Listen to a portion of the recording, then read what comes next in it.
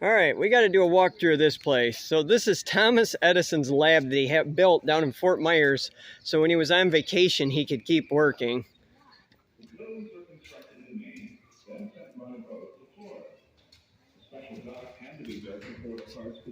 Look at this. Isn't this like the ultimate vacation shop? Look at this.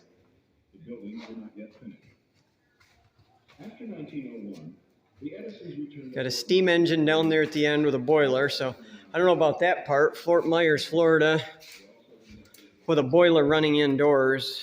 I guess in the winter it might not have been too bad, but it don't seem like super cozy arrangement. Yeah, we got a horizontal mill down there, 3 different lathes, a bench lathe over there by the window, little hand or belt operated shaper, bench grinder. Pretty slick. Until he had a plant 14 feet tall, yielding 12% rubber. Rubber prices fell before Edison had found a way to mechanically extract the lithium.